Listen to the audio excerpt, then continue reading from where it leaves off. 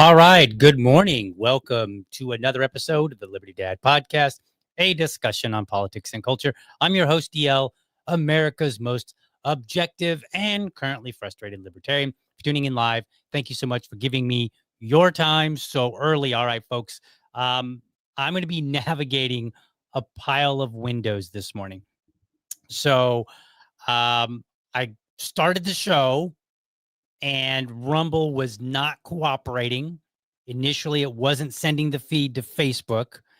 And then I noticed that it wasn't sending the feed to X and it wasn't sending the feed to YouTube. So I scrambled and I ran over to StreamYard and I fired it up and I said, all right. And by the time I got to that, I noticed that Facebook was working.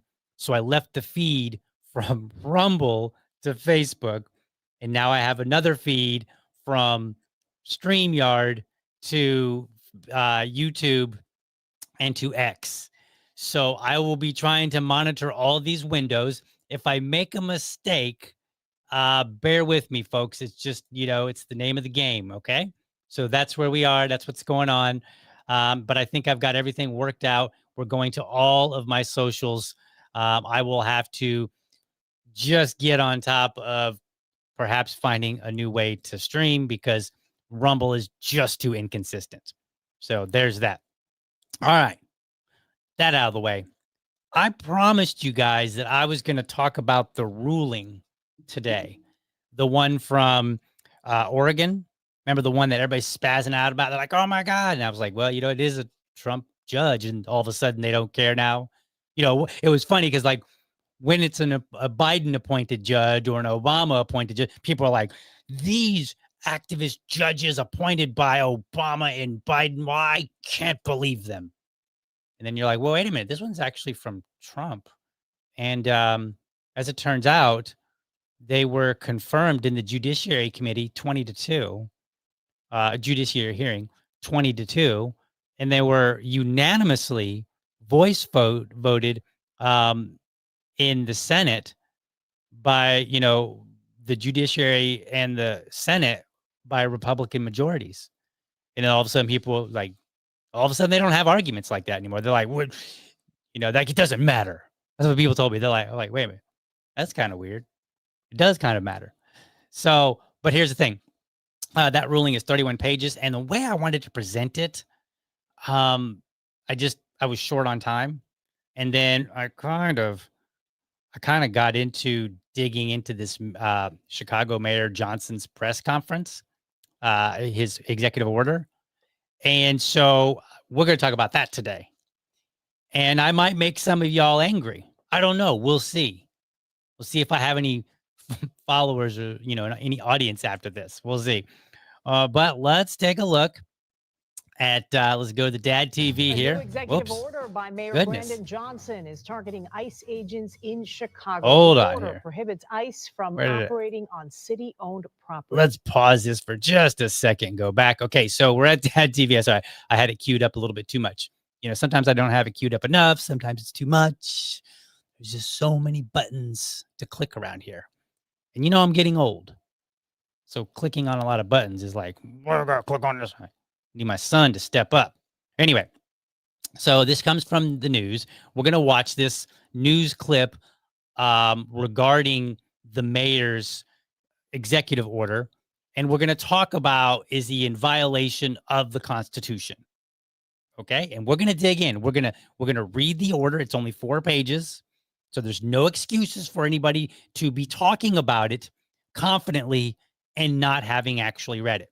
So let's go ahead and listen to what the news had to say about it. New executive order by Mayor Brandon Johnson is targeting ICE agents in Chicago. The order prohibits ICE from operating on city-owned property. We begin there this morning. I'm Lourdes Duarte in for Patrick Elwood. And I'm Dina Bair. Thank you for joining us. Judy Wang is live at the Westside Justice Center with more on our top story. Judy? Mayor Brandon Johnson says he considers this another step toward accountability, that more drastic action is needed to rein in what he called a rogue administration. This morning here at the Westside Justice Center, the mayor signed the ICE-free zone executive order.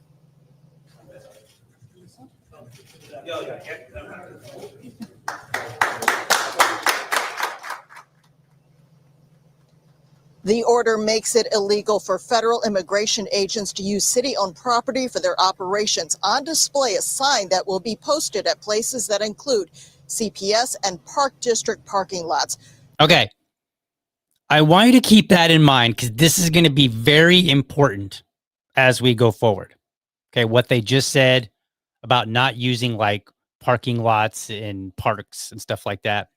That's very important in this conversation. Let's continue. The order does not direct Chicago police to get involved if agents violate the order. The mayor says it lays the groundwork for the city law department to take those agents to court. As justification, the mayor pointed to last week's raid of a South Shore apartment building.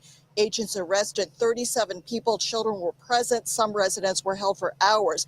The Department of Homeland Security says some of those people had criminal records. Also, Saturday's shooting of a woman by agents at 39th and Kedzie in Brighton Park.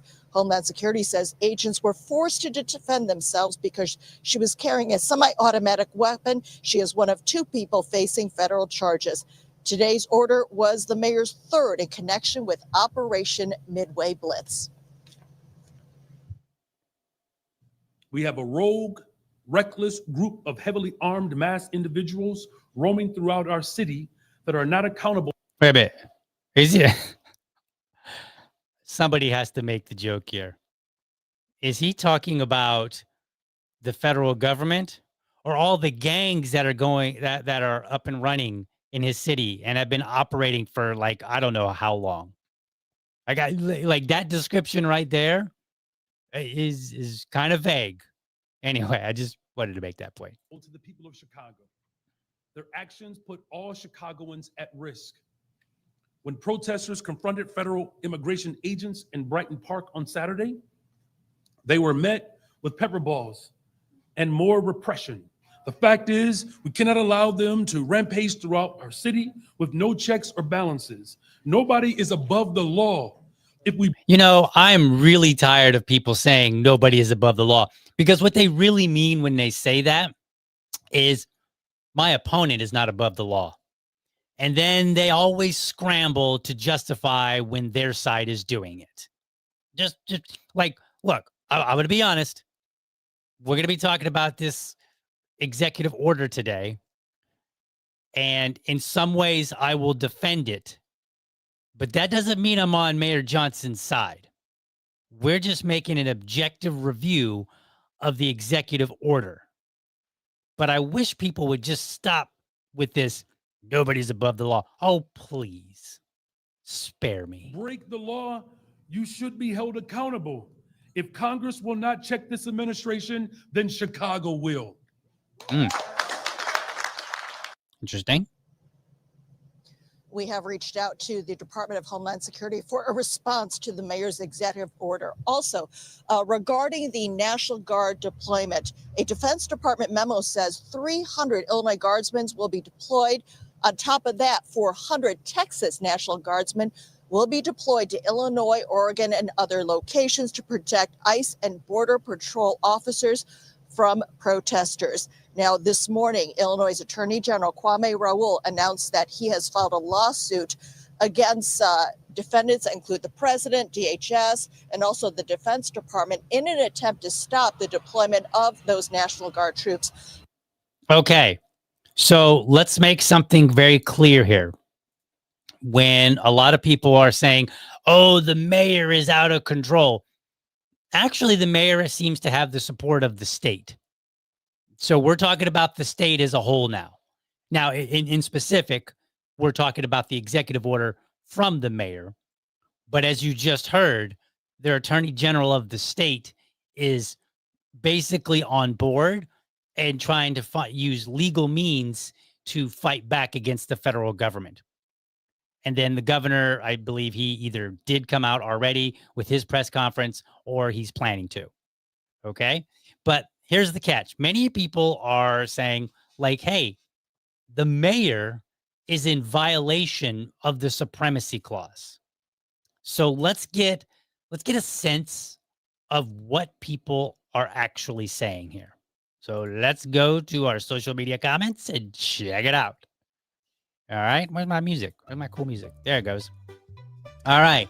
So Rapid Response 47 says, Chicago Mayor Brandon Johnson just announced he signed an executive order creating, quote, ICE-free zones, quote, end quote, to ban ICE agents from city property. This is sick. He's aiding and abetting criminal, illegal immigrant killers, rapists, traffickers, and gangbangers. Okay? Either 47 Response didn't read the executive order or they're intentionally misleading their audience. You heard me. And don't worry, we'll get into this. I'm just going to make some snarky comments along the way. Educated hillbilly here. He says, well, didn't Kennedy send in the National Guard when southern states tried this kind of thing? Actually, no. Kennedy was enforcing an explicit mandate for desegregation, while Mayor Johnson is defining limits. We'll see about that shortly. But no, actually, these are not the same. All right, let's see. Who do we got next? Ooh, my good buddy, Matt Walsh. When I say buddy, I do mean that jokingly. I don't even think he knows who I am. He says, what would happen if a mayor announced that he was setting up IRS free zones? That already sounds good. He's got my attention. Where businesses and individuals would be exempt from all federal taxes and any IRS agents who came to collect would be barred from the premises. How quickly after that announcement would the mayor be in handcuffs and sitting in a prison cell? Would he even last an hour? These are rhetorical questions, of course. We all know the answer. Well, Matt, sorry, but your analogy doesn't hold. It's close. Again, Mayor Johnson isn't exempting people from federal law. He's putting limits on resources, as we're going to see. These are two entirely different things. Okay? Matt later then said, the mayor of Chicago is engaging in treasonous conspiracy against the United States. He should be arrested immediately. What? Matt, you are so silly. The redhead, you know, one of my favorite personalities online. A mayor signing an order to create ICE-free zones violates the Supremacy Clause, the Commerce Clause, the Necessary and Proper Clause, the Take Care Clause, the 10th Amendment, and the Equal Protection Clause. It's preemption, obstruction, and conspiracy. There's an awful lot there. Well, here's what we're going to do. We're going to address the Supremacy Clause, and because it's a pretty significant one, if it does not if I can show that it's not applicable, or there's an argument to be made that it's not applicable, then I don't really need to address the other clauses. So, because I only got about an hour here to work with. Okay? And the Supremacy Clause, if I can toss that one out, I don't have to address the rest of them. And by the way, what have I told you about people? The government loves the Commerce Clause. Why is it that somebody who defines themselves as a libertarian is literally reaching for the Commerce Clause for something that's not even commerce? Are you an authoritarian? Maybe. Anyway, she went on to say sanctuary states also violate the Supremacy Clause, which is why ICE is going directly to them. Well, no. The answer is it actually depends. The anti-commandeering doctrine, which you can find in the 10th Amendment, prohibits the federal government from compelling states or localities to enforce federal laws or administer federal programs, including through mandates on information sharing or resource allocation. I want you to think of it like this.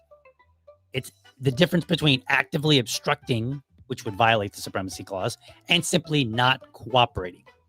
So if a sanctuary state, which Colorado is one, and I believe California is one, a sanctuary state that simply says, we will not assist the federal government, if that's the extent of their sanctuary, then it's not in violation. And there's this has already been tested in court. So the constitutional expert, scholar, the self-described constitutional scholar, is wrong. A little bit of reading would have helped. But anyway. All right. L says one of the city's major philanthropic partners, the Walter Foundation, listed the Trump administration labeling cartels as terrorist organizations as a hindrance to their large-scale plans to replace the native Chicago population with immigrants. I mean, it could be true, but you ever notice that when people make these kind of claims, never seems to have video or documented evidence? They don't show a PDF or a PowerPoint or a video or something that says, hey, look, here's where they said that. Here's an audio. Here's a video of this person saying it outright. They just make this claim and then we're supposed to believe it. Weird how that is. Let's see what else we got. Ooh, Jesse Kelly. Smart guy, right? I'll say this about the demonic communist. Isn't that kind of redundant? They protect their fiefdoms of power better than red areas do. The crap that goes on inside the borders of red states like Texas is unreal. Communists would never allow such heresy in their areas of control. I mean, he's kind of right in a sense, right? For all the talk about states' rights that red states and Republicans and right-wingers talk about, they never really seem to put any effort into exerting it. Right? It's almost like the blue state officials believe this whole thing about states' rights more than the people who talk about it a lot do. So he's kind of got a point here, in a sense. Let's see what else we got here. Mike Lee, he's definitely a smart guy. Definitely. He says, has Chicago Mayor Brandon Johnson read the Supremacy Clause? If not, he should do so immediately. Well, has Mike Lee read the executive order? If not, he should do so immediately. Let's see, who else? Ooh, Steven Crowder. I like Steven Crowder. He says liberal mayors like Chicago's Brandon Johnson would rather make sure illegals feel safe in his city than, actually prioritize his American constituents. This man is an absolute joke. It's funny. I don't actually disagree with this comment, but I want you to keep in mind, we have to separate between how a state or locality governs itself as being distinct from their clashes with federal authority. And just make the point, clashes with federal authority, with centralized power, that's kind of an American thing. Just point that out. Let's see. Joel Berry, Insurrection Act, then arrest him. Wow. That escalated quickly. We haven't even heard what the courts had to say. It's funny. What if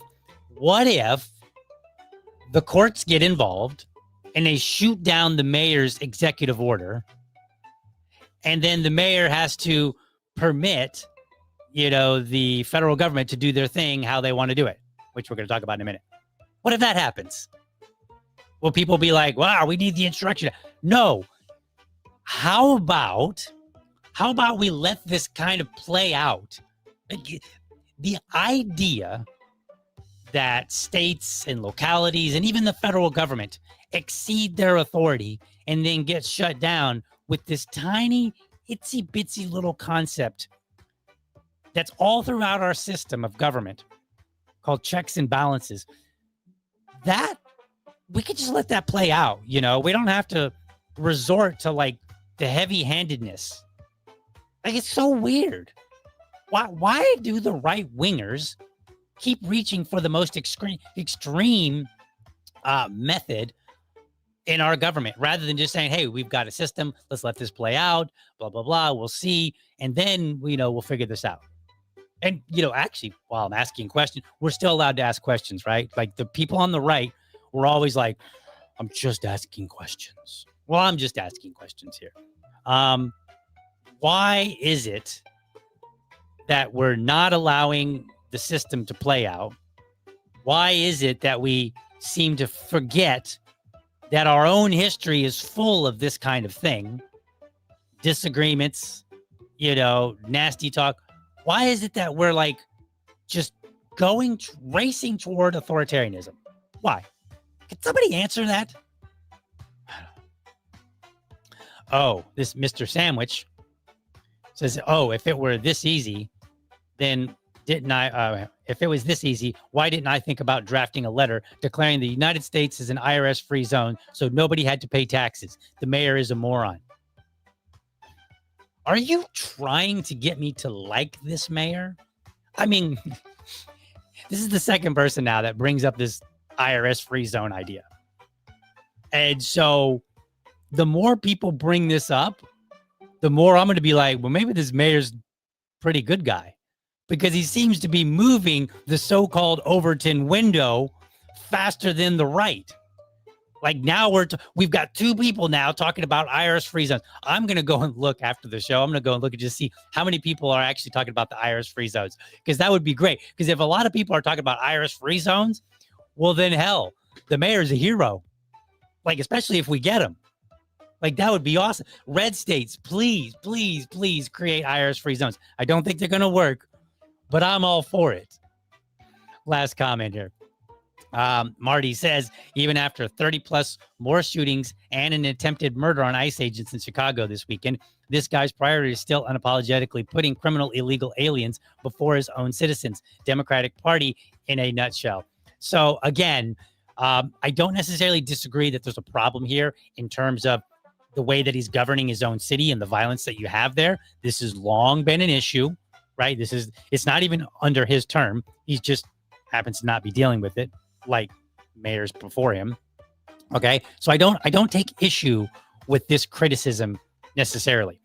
I will just say we need to learn to distinguish between how elected officials are governing versus their compliance with federal power.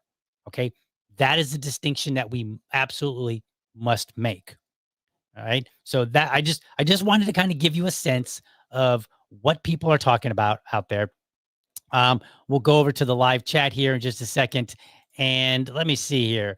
Yeah, I think this one. I'm getting I forgot to get my intermission video. But first, let's try and go over to the live chat. I won't be able to put everything up on, I don't think. I don't know. We'll see.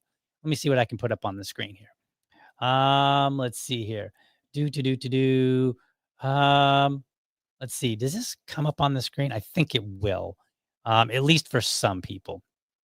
So again, I've got two different things going on here, so bear with me. But my VA lady says, actually, I don't see you on Rumble. It's about black screen. So I checked earlier, and I did see it. Oh, you don't have my comments on. Let's get some music at least. Not too intrusive, but so I did see it earlier. I don't know if it's still there, but like, it is what it is. We're doing the best we can around here. Keith points out slavery was legal. Yeah, I mean, just because something's legal doesn't mean it's a good thing. Let's see here. All right. I mean, look, yeah. Well, I know DL doesn't like hearing this, but she really is absolutely not a libertarian in any way, shape, or form. She just likes to grift. She really should work on her tag to take that order out. Okay, so we're talking about the redheaded libertarian. Now, I have a lot of beef with the redheaded libertarian. I think she gets a lot wrong, and she probably needs to humble herself a little bit. Not to me. Okay, I am not claiming to be a constitutional expert by any stretch.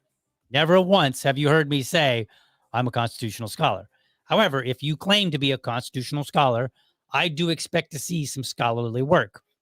Tweets are not scholarly work. Scholarly work means that you have written about a particular topic and you have submitted it to other scholars to review and pick apart.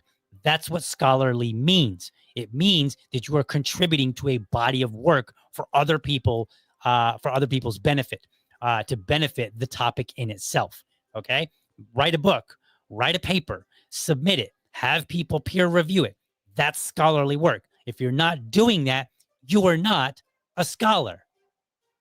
Period. Okay. Like, and when I say humble yourself, I've said this before. I guess I don't need to be over here into the side. I've said this before. The 10th Amendment Center, those guys really knock it out of the park when it comes to questions of the Constitution, because that's literally their thing. And here's what they do. They don't just make tweets. They write papers. They do podcasts. But most importantly, they will go to primary sources and they will say, they will say, here's a understanding of the Constitution. Here's what James Madison said. Here's what Thomas Jefferson said. Here's what George Washington said. Here's what so-and-so said. Here's a letter between these two people, right? Here's this and that and this and that. And they go back to, and they will cite primary source after primary source to support their position. So for me, I look at it, and I've said this, when the 10th Amendment Center speaks, I listen. Is it possible I'll disagree with them? Yes. Are they always right? Well, nobody's always right. That's silly. Okay. But when they speak, I listen.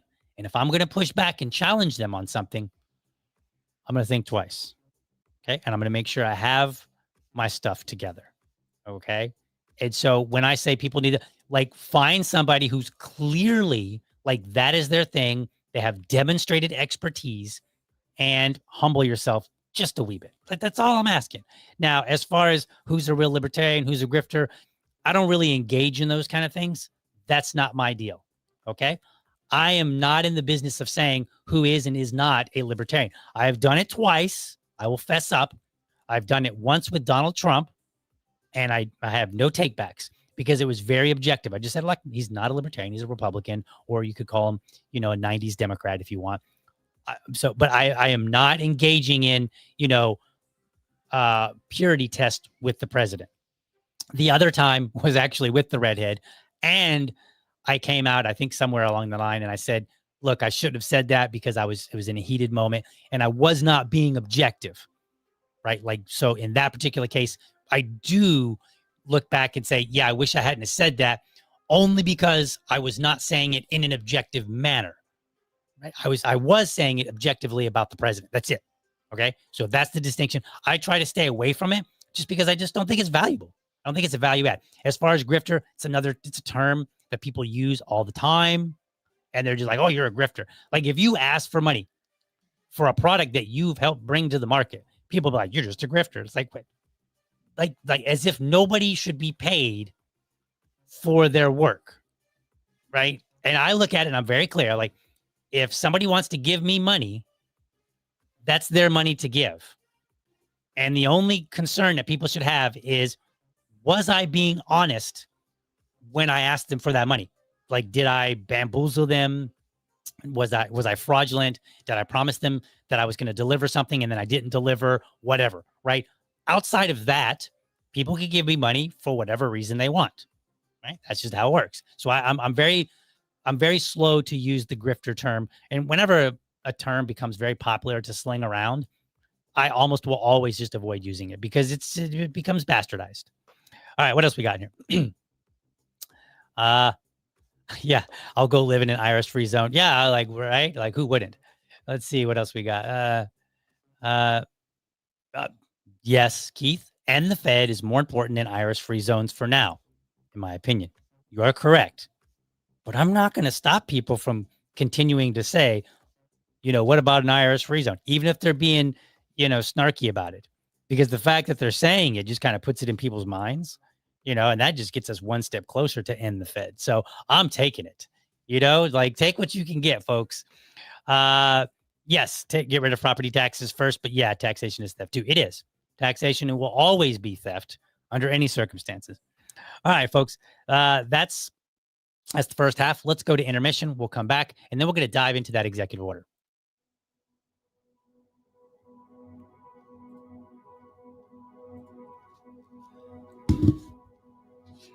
Let us make man. This is the scripture where God was talking about creating the human. And when he talked about creating the human, he said, let us make man. And for me, the us in let us make man entails and implies to me that I should be assisting God with making men. And this is where the X for boys comes into play. This is the new man-making machine in Albany, Georgia. We started the X for Boys program in January of 2019. Albany, Georgia is one of the poorest cities in the nation. And also Albany, Georgia has one of the highest crime rates in the nation. And so I took it upon myself to curb that by working with young men and boys in the community and teaching them how to work in the skilled trades, such as working on cars, fixing houses, simple home improvement, simple brake repair, oil changes, plumbing, anything of that nature, to try and help boys actually use their hands. I appreciate King Randall for taking the time out of his life to give us young men the opportunity to do things that can help us be better men and better people in life. The X for Boys is creating men that'll be self-sufficient, that will be able to protect their women and children, and will be able to go out and earn things for themselves. We do not teach victimhood. There is nobody holding us down. I am teaching the boys that they can go out and get whatever it is that they want when they want it to. They have the same Father as Jesus, and that is God. And so they are able to go and do whatever they want to. The scripture says, greater is the God that is in me than the God that's in the world. So it's up to us to teach them about the God that's in themselves and to create everything that they want. Let us make man. Follow us on social media at New Emerging King, and you can go to the xforboys.org for our website. All right. I definitely encourage you to follow him, New Emerging King, online. Puts out a lot of videos. He teaches them boys how to fix their car. He's had videos where he shows them how to engage with an officer. And it may not quite be the way that a lot of libertarians and civil libertarians would prefer, but he basically teaches young boys how to navigate the world in a way that keeps them out of trouble and keeps them productive and makes them good men that can go on and become good family men. So go follow him. I love organizations like that. I love the videos that he puts out. It's great. He gets a lot of heat sometimes, even from the Black community. So look, let me just tell you something. We're talking about Chicago, right? And a lot of people are like, what about all the violence in Chicago? How come the mayor's not dealing with that? Right? That's a fair criticism. But an also fair criticism is, how come a lot of people aren't supporting more organizations like this that can reach out to young boys and say, hey, this violence, this street life, Tupac, thug life, whatever, that's not good for you. Here's a better path. So at least spread the word. If nothing else, that's how we can fix our communities. The best way is for people to get involved. All right, let's get back into what we're talking about today. So we are going to review this executive order. Again, as I pointed out, many critics are pointing to Article 1, Section 8, Clause 4, which says Congress has the power to, quote, establish a uniform rule of naturalization. In other words, what they're saying is, hey, Congress has the power, the federal government has rule over dealing with immigration. So therefore, the cities and states must subject themselves. So Now we're going to read the executive order, and this is where I suggest that they haven't read it or they did so poorly. And that's part of this show, folks. This show is about saying you can be more informed if you'll just take time to read stuff. That's it. So whether somebody agrees or disagrees, Mayor Johnson's order very carefully limits the federal government from using city resources for explicitly defined purposes. So let me read. I'm not going to put it up on the screen just because, again, sometimes trying to put up PDFs on the screen is a little bit difficult. So it's only 4 pages. We'll read it. I'll give you some additional commentary as we're going through. So whereas the city of Chicago is committed to ensuring the safety, dignity, and human rights of all residents, regardless of race, religion, immigration status, or national origin. Okay. Now we know the whereas clauses are basically a foundation for it's just you saying, why are we doing this?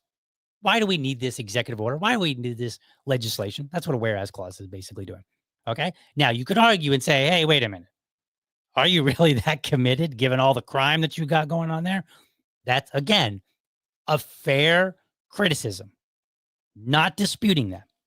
What we're doing is we're distinguishing between how you govern your city and then how you engage with the federal government.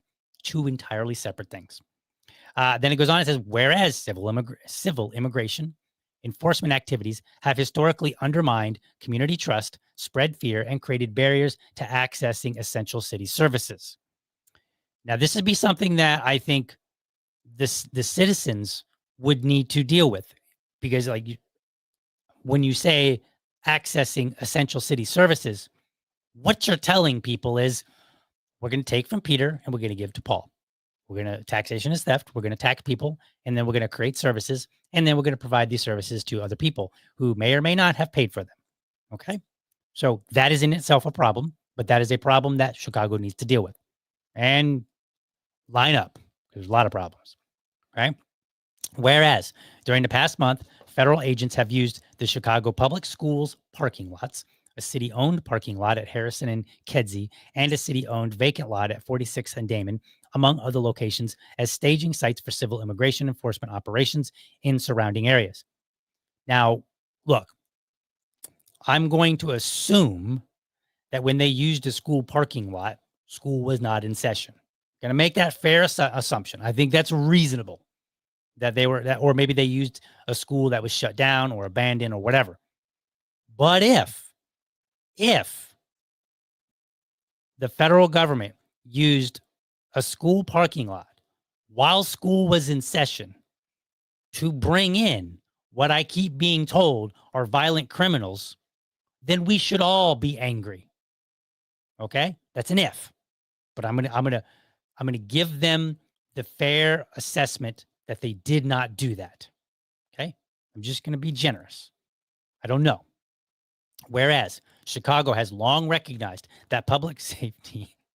I'm sorry, I'm going to try not to laugh while reading this. Chicago has long recognized that public safety is best achieved through trust and collaboration between residents and local government, not through militarization or deputization of city resources in service of civil immigration enforcement. It's that long recognized public safety. I mean, it was Chicago where we got our first national gun law, right? Because of the Valentine's Day massacre, which occurred during Prohibition, between rival gangs. I'm just saying, you haven't slowed down on the whole violence thing there, Chicago.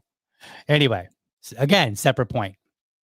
Whereas the unauthorized use of city resources, property, or personnel to facilitate civil immigration enforcement actions interferes with the city's authority over and its use of its own resources, property, and personnel.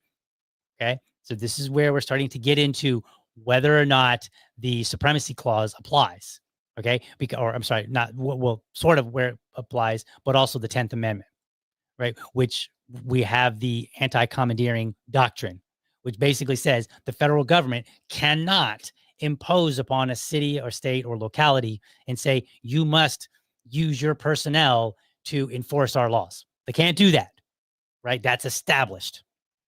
Whereas the city's the use of city resources, property, or personnel to facilitate civil immigration enforcement actions is inconsistent with and undermines both the spirit and intent of the city's welcoming city ordinance. I didn't read the city's welcoming ordinance. Okay, I don't know what that is. Okay, maybe they have one, and I'm a bit of a home rule kind of a guy. I look at it and say, I want a very tiny federal government, and I want slightly larger state governments.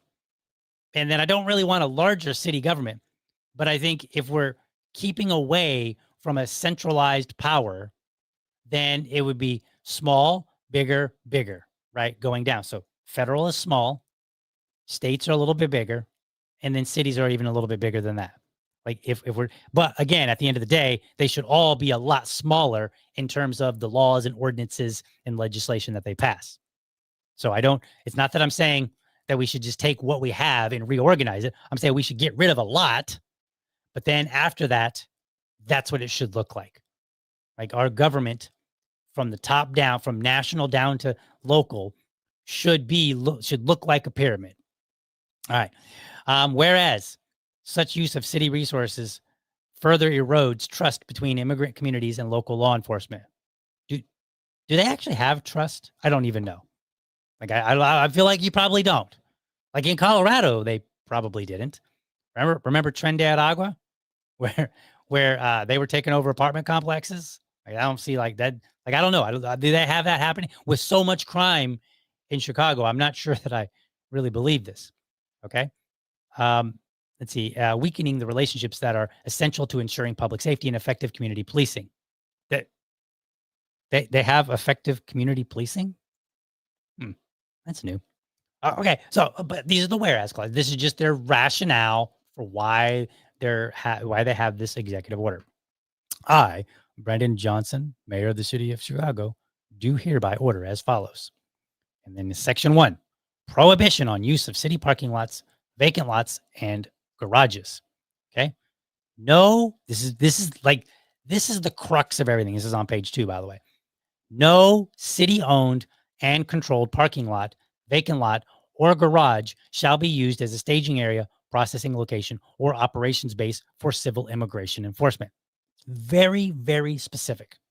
For purposes of this order, staging area means an area that is used to assemble, mobilize, and deploy vehicles, equipment, or materials and related personnel for the purpose of carrying out civil immigration enforcement operations. So it's very, very specific. So when we say like, oh, there's an insurrection or, oh, it's a rebellion, which by the way, I've seen some people say rebellion. If you go back, and we'll talk about this tomorrow when I get into the ruling, but if you go back and you look at the word rebellion and what it was understood to mean back when it was actually used and written in some of our documents, it's not the same as what people are, how people are using it today. Okay. That's a constructionist view. Constructionist view of the Constitution generally was a right-wing thing. They're getting away from that now. But anyway, we'll talk about that more tomorrow. Okay. So it's a very specific and narrow usage here or limitation here that's occurring. Let's see, continue. Section 2, implementation and enforcement. City departments and agencies shall collaborate to identify city-owned and controlled parking lots, vacant lots, or garages that either have been used or are likely to be used in the future as a staging area, processing location, or operations base for the purpose of civil immigration enforcement. City departments and agencies shall ensure that all such properties have clear signage stating this property is owned and controlled by the city of Chicago. It may not be used for civil immigration enforcement as a staging area, processing location, or operations base. Okay, so they're going to put up signs. City departments and agencies shall further ensure that whatever appropriate physical barriers, such as locked gates, are used to limit access to city-owned and controlled parking lots, vacant lots, or garages consistent with this order. Within 5 days of the execution of this order, city departments and agencies shall develop the procedures necessary to implement this order. These implementing procedures shall provide that any city employee who becomes aware of the attempted or actual use, I want you to listen. Pay attention very close here. Okay, I'm going to back that up a little bit.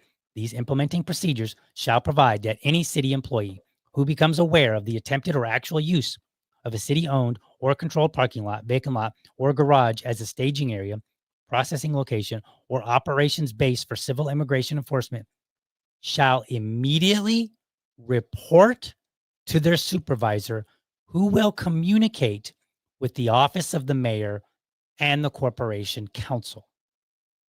Why was that so important? Because everybody's like, oh, you're violating the Supremacy Clause.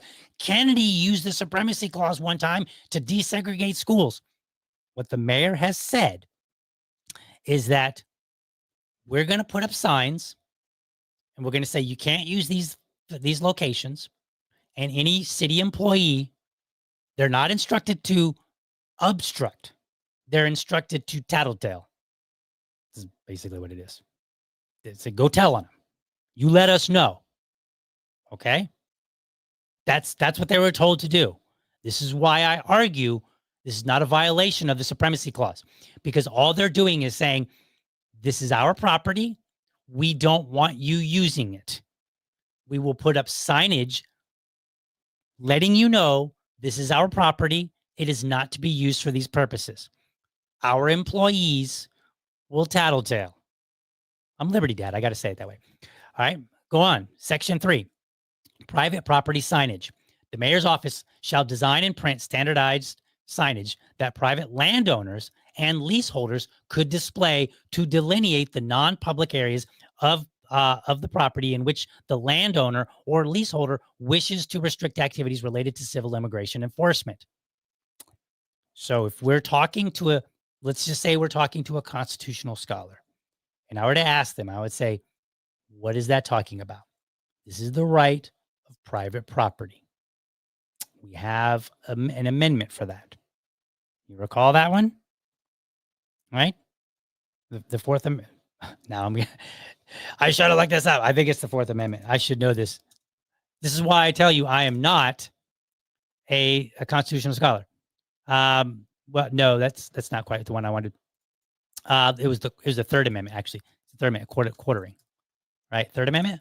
Is that applicable? That might be stretching it. Right? Yeah. Prevents the government from forcing citizens to house soldiers in their private homes without consent in peacetime. Okay. That one might be stretching. That was my initial thought. But nonetheless, it is private property.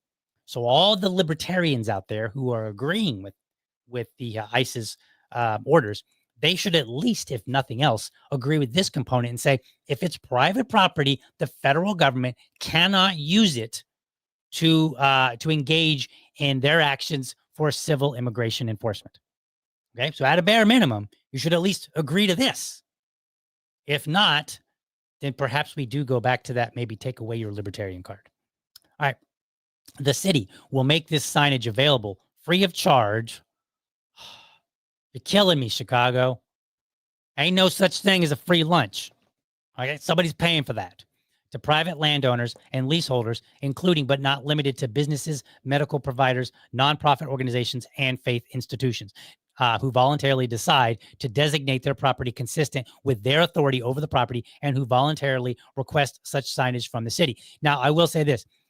While I don't like the idea of offering it for free, I do understand that what they're trying to do is create consistency. And the city presumably is going to make the signage very clear, unambiguous, so that later, if somebody's property gets used and they had a dopey little sign that was hard to read, that the government can't go, we didn't know.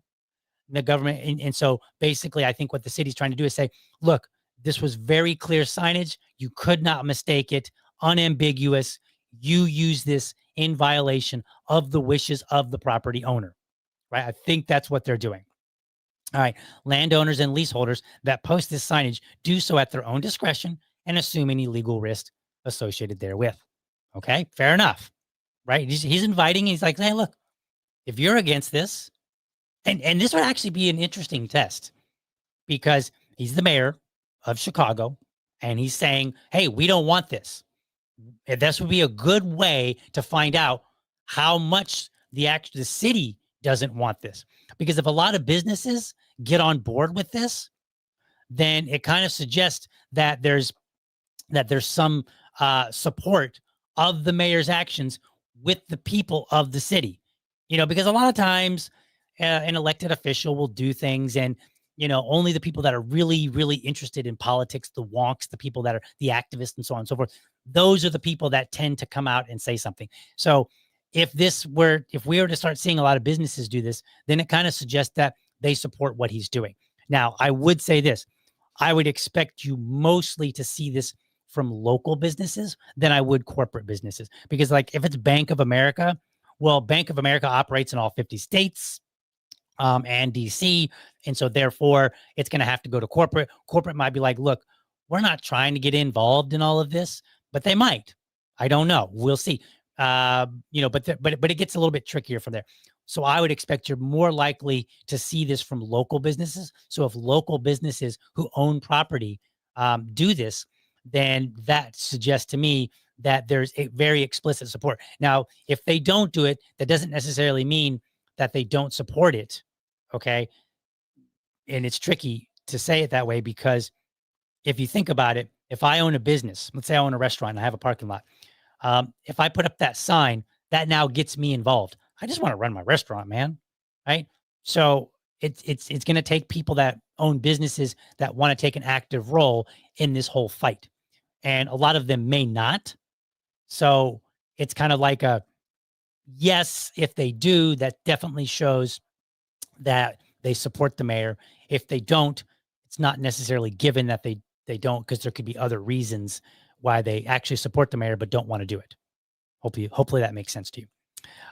City departments and agencies shall make available to the public know your rights materials regarding the rights of employees, tenants, and security staff regarding entry by federal agents.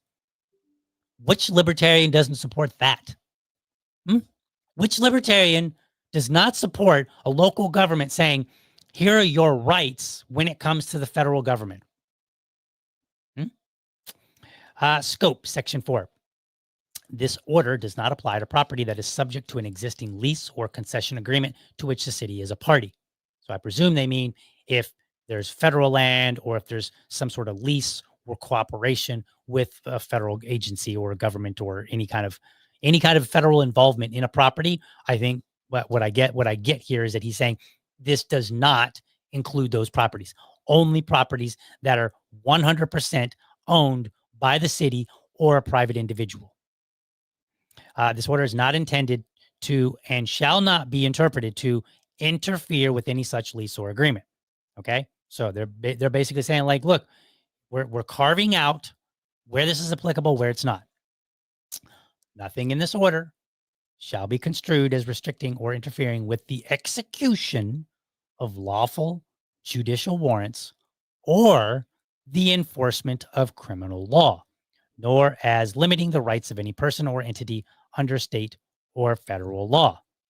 Well, that's very interesting. Remember at the beginning when I said 47 response and they were like, oh, they're just siding with all these criminals and these traffickers and, drug dealers and these rapists and murderers. Actually, it's not true. And had they read this on page 3 of a whole whopping 4-page executive order, not my favorite, it's a little bit lengthy, but I think it's thorough.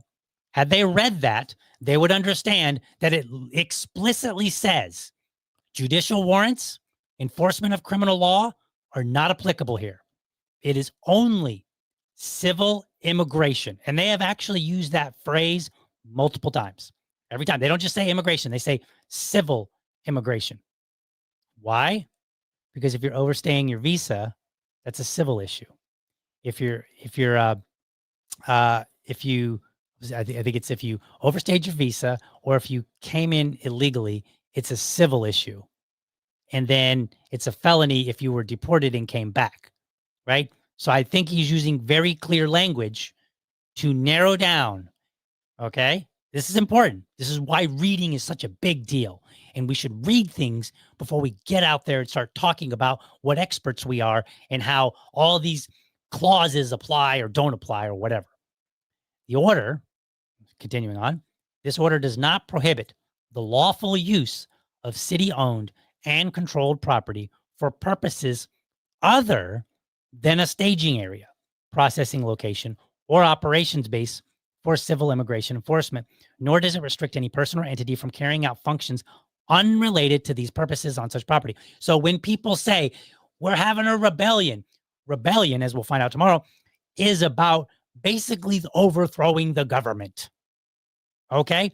They're not trying to overthrow the whole government. They're saying in this very narrow case, you cannot use our property because Mayor Johnson is taking advantage of the anti-commandeering doctrine. This would be, you could find it in Prince versus United States, Printz, not CE, where it says the federal government may neither issue directives requiring the states to address particular problems, nor command the state's officers to administer or enforce a federal regulatory program. It matters not whether policymaking is involved, and no case-by-case weighing of the burdens or benefits is necessary. Such commands are fundamentally incompatible with our constitutional system of dual sovereignty. Okay? Our system was designed to have sovereignty like nationally, and then by states, and then even by locales. Like in Florida, we have something called home rule, which basically says you guys can do what you want unless it conflicts with state law, right? That's the nature of our entire system. Our entire country is designed on having various forms of sovereignty. Continuing on, Justice Scalia was clear in Prince.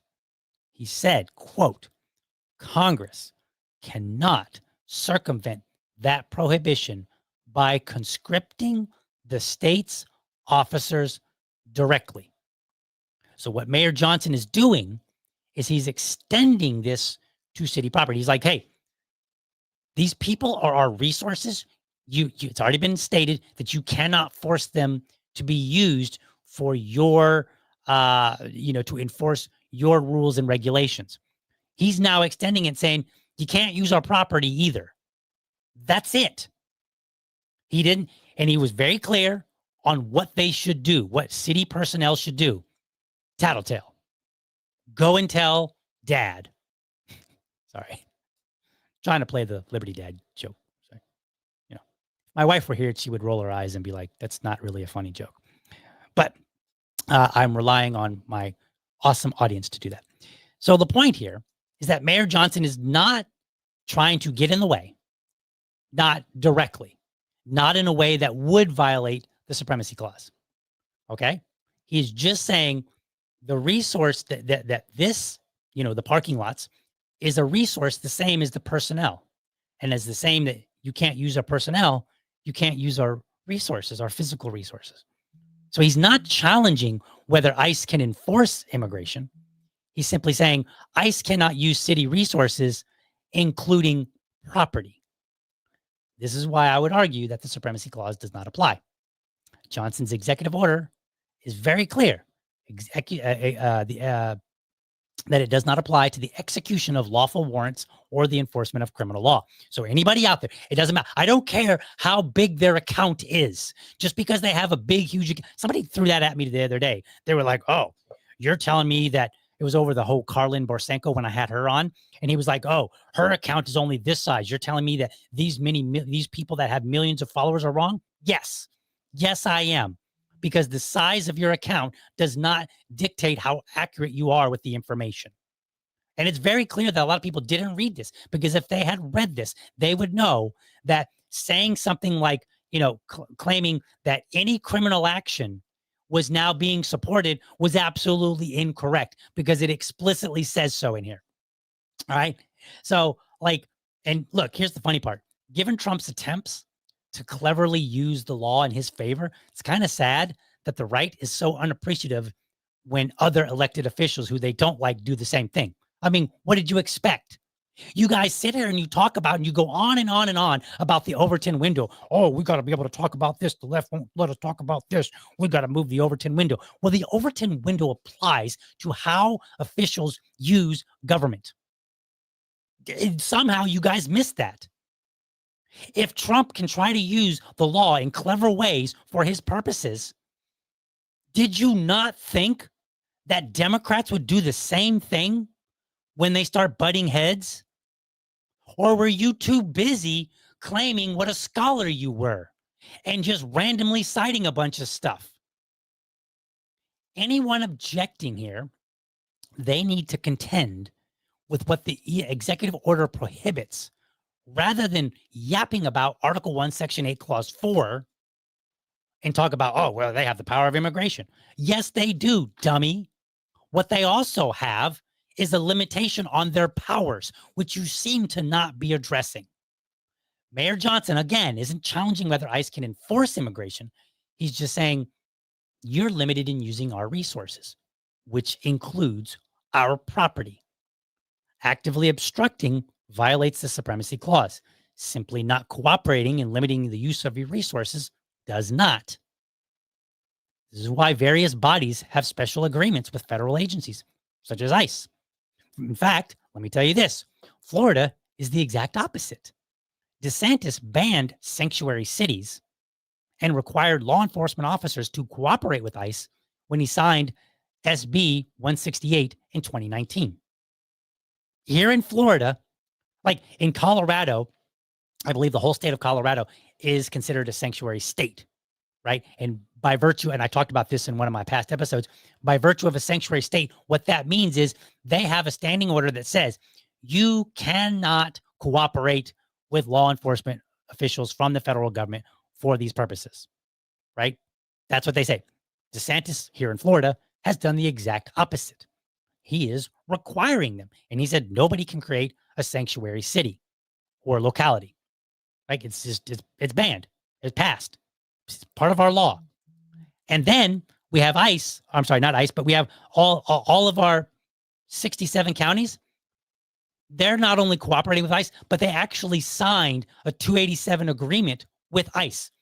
Every county in Florida has a signed agreement on some level with ICE.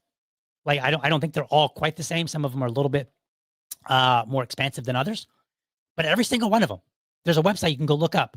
And if you look up, you'll see Florida is like shining because like, I don't mean shining in a good way, but shining because like their whole state is lit up. And then you just see pockets around the US elsewhere. Okay. So there was no complaints when a governor exercised his authority to say, we must work with the feds, but there's only a complaint when an elected official exercises that same authority to say, no, we won't. Now, will Mayor Johnson's executive order hold? Maybe. It's unknown because the courts have not ruled. They have not, it's not been tested in court whether or not property is considered the same as personnel. So the mayor is now basically saying, let's test this in court. Let's do this. Okay. So I don't know. It may or may not hold. The courts, you know, and if and when, more than likely when it goes to court, okay, the courts will dig up all sorts of cases and they will determine whether or not there is any kind of precedent or, you know, legal history that supports the mayor's inclusion of property along with personnel within the anti-commandeering doctrine. So we'll find that out. Okay. Now, hopefully it doesn't end up resulting in violence because it sounds like the Trump administration is sending troops anyway. So he's going to send troops. And so then what is the mayor going to do? Well, the worst case scenario would be that the governor, I would expect the mayor not to do it, but the governor might fire up his troops and say, all right, we're going to put a blockade or we're going to actively obstruct, you know, these troops from coming in. I don't think that'll happen, but that'd be like the worst case scenario. What I think is really going to happen is this is just going to end up in court. And I suspect, based on my read here, and I'm not a lawyer, but I suspect that Trump will lose. And then everybody will complain and they'll be like, oh, these activist judges, when they didn't even spend 5 minutes to read the damn executive order. Now, last question. What is the proper libertarian position on this? So I'm going to argue that the executive order fits well with the libertarian idea of autonomy, particularly against a federal or centralized government. Okay? That's how I see it. Because libertarians have talked a lot about decentralization. That's what this is. This is decentralization. So any libertarian out there, anybody that claims to be a libertarian, no matter how big their account is, if they talked a big game about decentralization and now they're over here opposing the mayor for any reason that I have listed already, like they haven't come up with a new reason that might make sense, well, then maybe they didn't really mean it. Maybe it was just all talk to them. And maybe you can call them a grifter.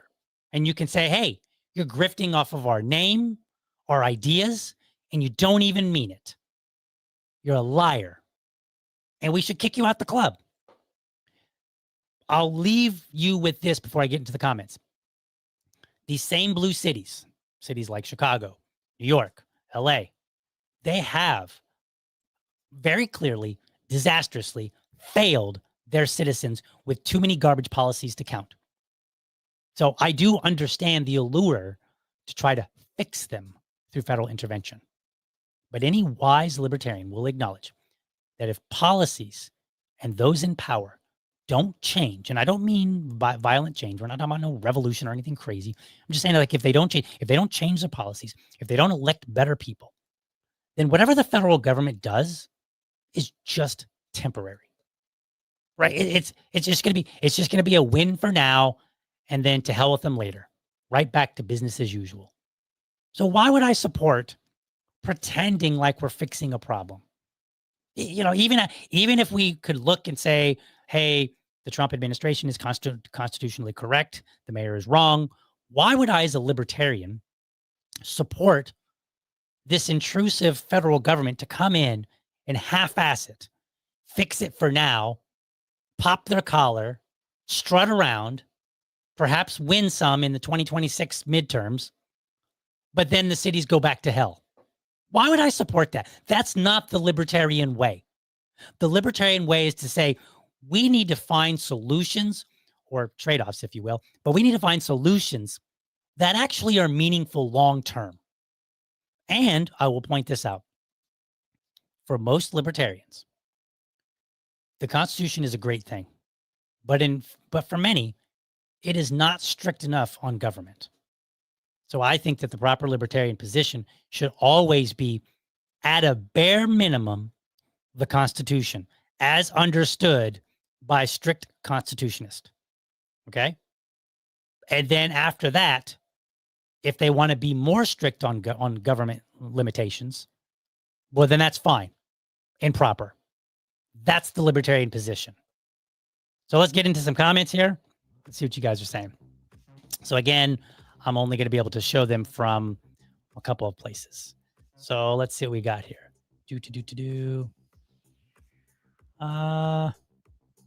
Let's see here.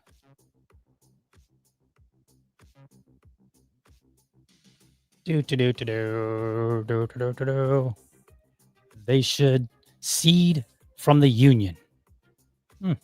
Maybe, Keith. I'm not opposed to it. Let's see.